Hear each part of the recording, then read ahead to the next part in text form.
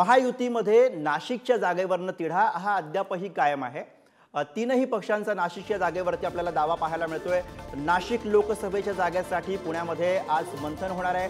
अजित पवारांनी पुण्यामध्ये एक महत्त्वाची बैठक बोलावली आहे। छगन भुजबळांसह मतदारसंघामधील पदाधिकारी या बैठकीला उपस्थित राहणार आहेत। छगन भुजबळ या निमित्तानं शक्तीप्रदर्शन करतील अशी शक्यता वर्तवली जाते। तर पुण्यामध्ये होत असलेलं अजित पवारांच्या राष्ट्रवादीचं हे मंथन, यामध्ये नाशिक बाबत आज काय ठरतं हे बघायला हवं। तर अजित पवार यांनी सगळ्या पदाधिकाऱ्यांची, महत्त्वाच्या नेत्यांची पुण्यामध्ये आज महत्त्वाची बैठक बोलावली आहे। छगन भुजबळांसह मतदारसंघामधील महत्त्वाचे नेते या बैठकीला उपस्थित राहतील अशी शक्यता आहे आणि या निमित्तानं भुजबळ हे शक्तीप्रदर्शन करतील असं सुद्धा म्हटलं जातंय। त्यामुळे नाशिक लोकसभेबाबत आता पुण्यामध्ये काय ठरतं हे पाहणं महत्त्वाचं असेल। अजित पवार यांच्या राष्ट्रवादीची आज पुण्यामध्ये होत असलेली ही महत्त्वाची बैठक।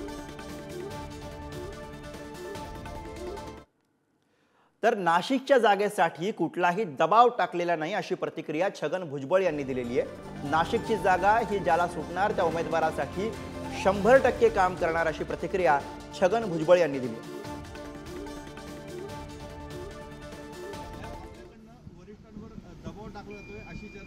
आमच्याकडून आपल्या कुटुंबातून कुठेतरी एकाला उमेदवारी मिळाली अजिबात नाही।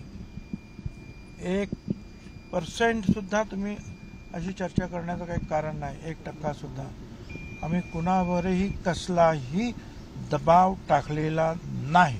ज्याला कोणाला तिकीट मिळेल, ज्याला कोणाला जागा सुटेल, ती भाजपाला सुटली तर भाजपाचा उमेदवार उभा राहील, ती